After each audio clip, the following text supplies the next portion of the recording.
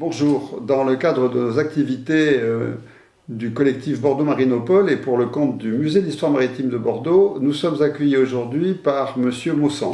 Alors Monsieur Maussan est un personnage puisque c'est l'un des derniers canotiers à avoir accompagné des pilotes à bord des navires. Alors aujourd'hui, il a la gentillesse de nous accueillir pour nous raconter un petit peu comment les choses se passaient autrefois. Merci beaucoup Monsieur. Je vais vous passer la parole et vous allez nous raconter un petit peu. Ça servait à quoi le pilotage autrefois? Le pilotage avait pour fonction de rentrer des navires en rivière de Gironde pour les monter jusqu'à Bordeaux. C'était un endroit très difficile parce que tous les marins savent que l'entrée de la Gironde, c'est pas une petite affaire. Il y a des bancs de sable de partout, ça brise énormément. Personnellement, moi, j'ai vu des creux de 13 à 14 mètres et c'était pas tellement facile pour rentrer. Donc les navires avaient toujours besoin d'un pilote pour rentrer dans cet estuaire. Et vous les preniez à quelle hauteur dans l'estuaire? On les prenait à la bouée d'Auxène, c'est-à-dire à la bouée BXA, à peu près à 20 000 au large de Cordouan. C'est-à-dire que depuis la bouée d'atterrissage, BXA, Bordeaux atterrissage, on ne voit pas la terre. On ne voit pas la terre.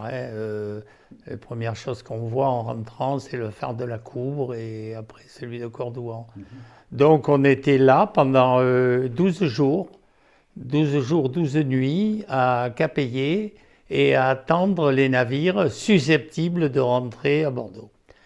Quand un bateau se présentait, on allait au-devant de lui, on avait reçu la veille ou l'avant-veille son ETA, c'est-à-dire son heure d'atterrissage, et on disposait le canot, le petit canot qui faisait 4 mètres, pas plus, posé sur des bossoirs, amené à l'eau, on sautait dans le canot et le pilote embarquait avec nous et on allait l'amener le long du navire où après, lui, prenait l'échelle pour pouvoir monter à bord du bateau. Voilà. Alors, ça a commencé à quelle période cette histoire? Cette histoire, c'est pas qu'elle a commencé, elle a duré après l'abandon des 4 pilotes dans les années 1900. Après cette fameuse et triste histoire du naufrage de l'Afrique qui a fait plus de 800 morts, le commandant du pilotage, Gamas, avait été voir Clémenceau à l'époque qui était au pouvoir et avait tapé un petit peu sur la table en disant qu'il fallait des bateaux qui soient à la mer constamment, avec des équipages et des marins habitués à battre la houle et être là en permanence. Parce qu'on est persuadé que si le paquebot Afrique avait eu un pilote, ce drame ne serait pas arrivé. Donc à partir de cette période-là, le pilotage a commencé à se structurer et prendre des bateaux à vapeur. Des bateaux, des anciens remorqueurs de la Marine nationale qui ont été donnés et le pilotage a commencé comme ça. Le premier, je crois, s'est appelé Le Vent, c'était un remorqueur et Le Vent, oui, c'est ça, qui a fait beaucoup de... Alors, qui avait pour mission de faire le pilotage et en même temps le sauvetage. Après, ils ont eu le Cardonis, qui est devenu pilote Gironde 1, où moi j'ai embarqué en 1952 comme mousse. J'ai actuellement 87 ans, vous voyez un petit peu. Voilà, moi j'ai embarqué. Mais quelque part, il y a bien eu un moment donné où les premiers pilotes ont existé. C'est à peu près à quelle période? Les premiers pilotes? Oui. On remonte à Louis XI. Ah ben voilà, ça m'intéresse, Louis XI. Bon.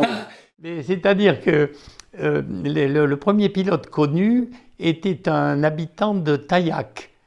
C'est les recherches qu'a fait M. Claude Renard, qui était un pilote de la Gironde, passionné, et qui a beaucoup fouillé les archives.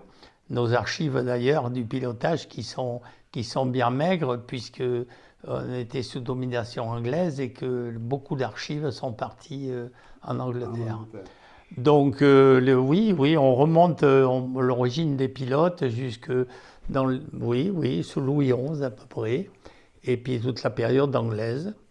Et puis à cette époque-là, ce n'étaient pas les pilotes d'aujourd'hui qui sont des gens très instruits et puis des gens compétents, bien entendu.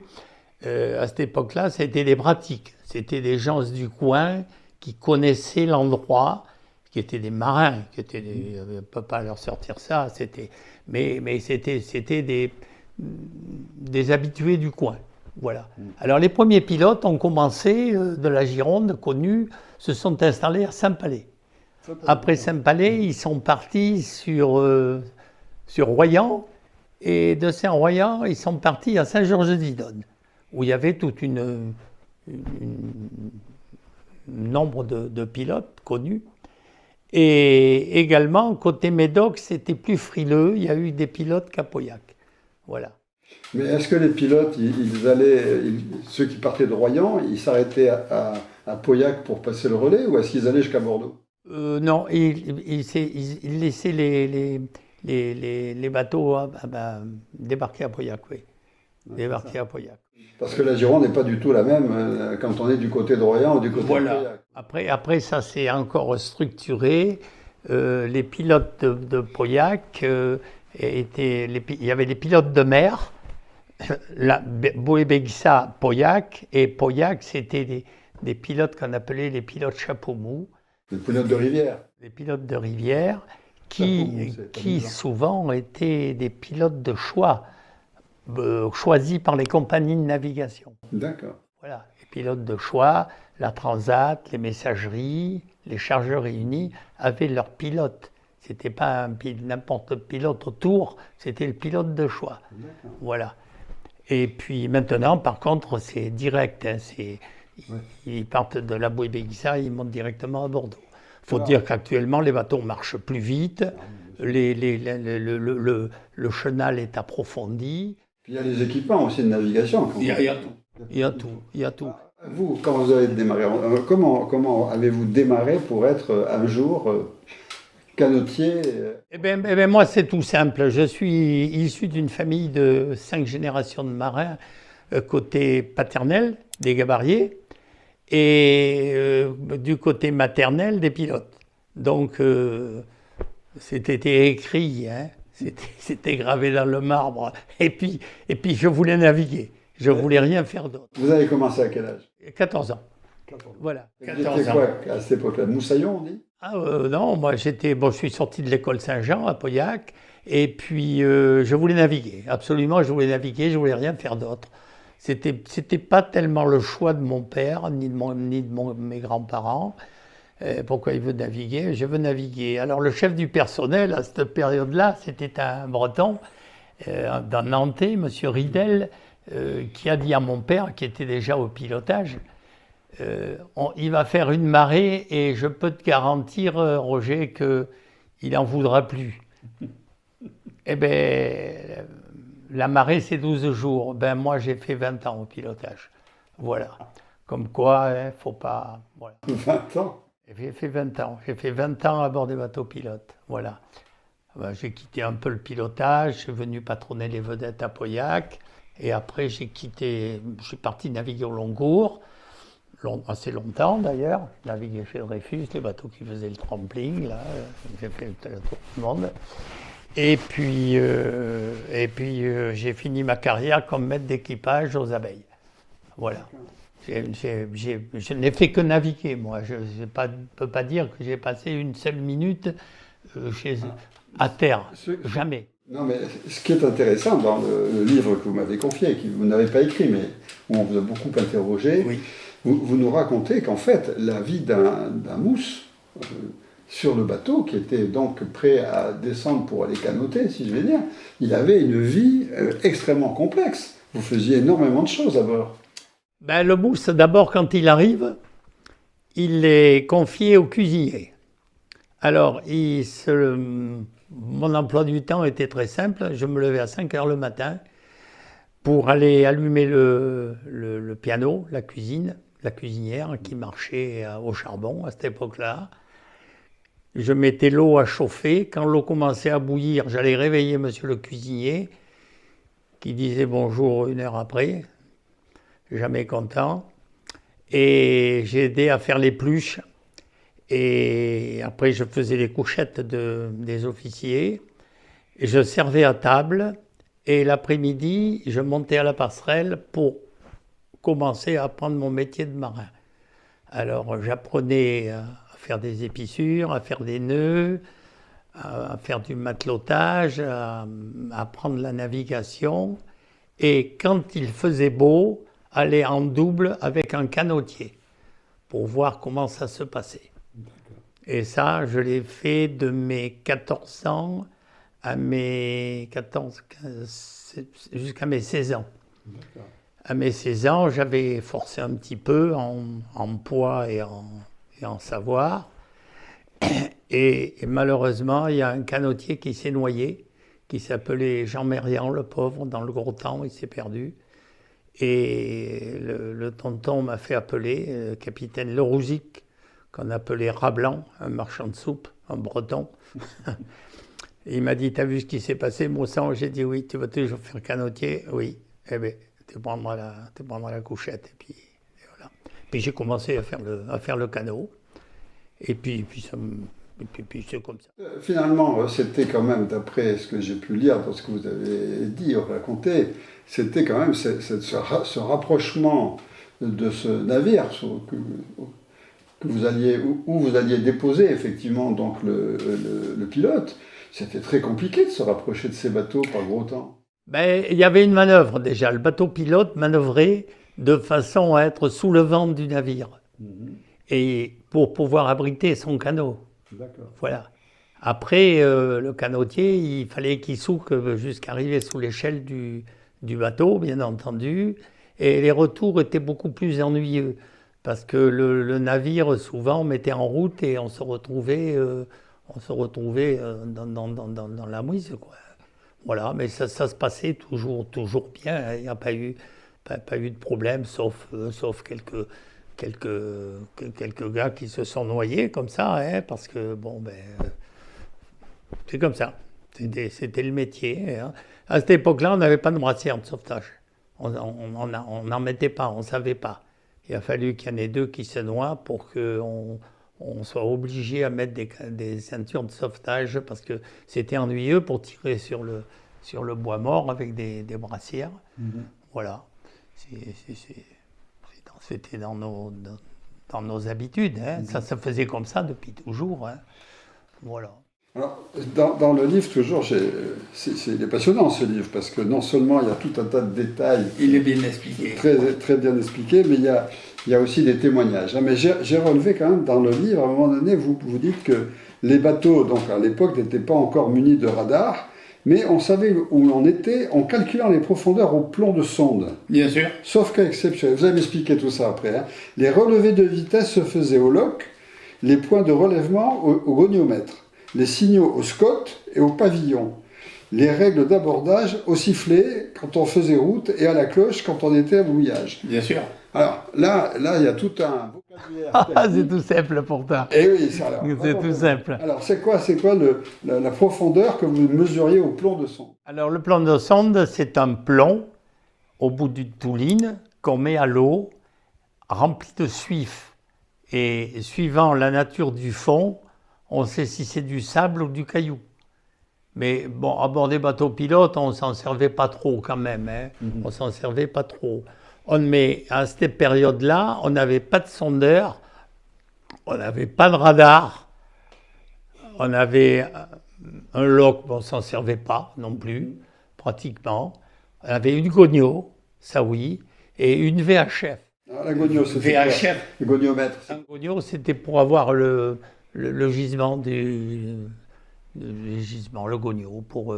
je ne sais pas trop, j'étais matelot, moi, je n'étais pas officier. Hein. Ah, d'accord. Voilà, hein. C'était les gonios, c'était pour se repérer. Voilà. Hein. Et oui, mais voilà, quoi. C'est comme ça que ça marchait. Hein. Le pilotage marchait avec 2 bateaux pilotes et 8 canotiers. Voilà. Et les interventions, il y en avait régulièrement? C'est combien de bateaux par jour? 50 bateaux. Oui, 50 bateaux, on avait 50 bateaux, il y en avait au moins 25 en rentrée, 25 en sortie, bien sûr, voilà. Alors quand il faisait gros temps, là ça devenait un petit peu plus crucial, parce qu'on ne pouvait pas mettre un canot à l'eau, bien sûr, parce qu'on aurait chaviré. Alors on attendait qu'il y ait assez de bateaux, et sur une période avant l'étale de pleine mer, on passait les premiers et les bateaux nous suivaient. Alors là, c'était pas de la rigolade, hein. Tout le monde à la passerelle, un seul mécanicien à la machine pour couper le fromage, comme on disait, parce que le bateau avait le cul qui sortait de la lame et l'hélice qui éventait, alors ils étaient là pour faire ce qu'il fallait à la machine. Et on restait tous à la passerelle à attendre que ça se passe, avec des creux de, oui, je m'en parle, en disant des creux de 8-10 mètres qui poussaient le bateau. J'ai vu des gros porteurs, moi, des paquebots, des pétroliers, partir comme des planches à voile dans la place. Oui, pareil, voilà. Tous les hivers, on perdait des canots, voilà, par le gros temps, quoi. Et par contre, les pilotes étaient proches des équipages, particulièrement des canotiers. Dans le gros temps, ils nous disaient « Qu'est-ce que tu en penses? On y va ou on n'y va pas ?» Si on avait dit « On n'y va pas », ils ne nous auraient pas obligés à y aller. Voilà. On disait ben, « On y va, on y va ». Donc il y avait un véritable travail d'équipe au-delà de la hiérarchie. Oui, il y avait de la hiérarchie. Le pilote, c'était le pilote. Ils avaient leur carré, leur cuisinier, c'était le patron, c'était, il y avait une bonne hiérarchie, mais c'était assez paternaliste. Moi pour mon cas, hein, d'autres gens ont une autre idée de nos employeurs. Moi j'ai trouvé toujours que des gens compétents, aimables, oui. Donc pendant 20 ans, vous avez fait ce... Oui, je suis resté à la station de pilotage. D'accord. Voilà. Et vous avez gardé la barque avec les rames jusqu'à quel âge? J'ai fait 5 ans de canotier. Après, je suis parti faire mon service militaire. Entre les deux, quand j'ai fini mon service militaire, ma place avait été prise par un autre, qui était lui aussi revenu avant moi du service militaire. Et je suis parti naviguer au pétrole, et puis chez Dreyfus au Trampling. Et puis avec toujours cette idée de revenir au pilotage, et sitôt qu'il y a eu une place au pilotage, je suis revenu, on m'a repris. Et puis là, je suis monté à Pauillac patronner les vedettes. Là, c'était encore un autre boulot de pilotage, c'était les bateaux à moteur. Et puis quand la station de pilotage a décidé de fermer le bureau à Pauillac, avec l'aide des pilotes, parce qu'il faut toujours un petit coup pas de piston, mais d'être recommandé. J'ai été recommandé, j'ai embarqué à l'Union des remorqueurs de l'océan. Voilà. Et là aussi, j'ai vu beaucoup de choses. J'ai vu beaucoup de sauvetage. J'ai assisté à pas mal de drames, de bateaux en perdition, de bateaux sauvés, de beaucoup de choses comme ça. Ce qui m'a valu l'honneur d'être nommé chevalier du mérite maritime et l'an dernier d'être nommé officier du mérite maritime. Tout ça en remerciement des choses que j'ai participé. Voilà, des sauvetages collectifs, c'est vrai, mais j'étais avec eux. Voilà. Bon, écoutez, je pense que sur le pilotage, vous avez déjà raconté beaucoup de choses. Oui. Non, mais il y aurait beaucoup de choses à voir. Je sais. Notre vie était agréable quand même au pilotage, hein, parce que on chassait les marsouins, on pêchait, on allait chercher du poisson sur les chalutiers. Il y avait une bonne ambiance. J'ai jamais vu une histoire à bord. J'ai jamais vu une bagarre. J'ai jamais vu de méchanceté.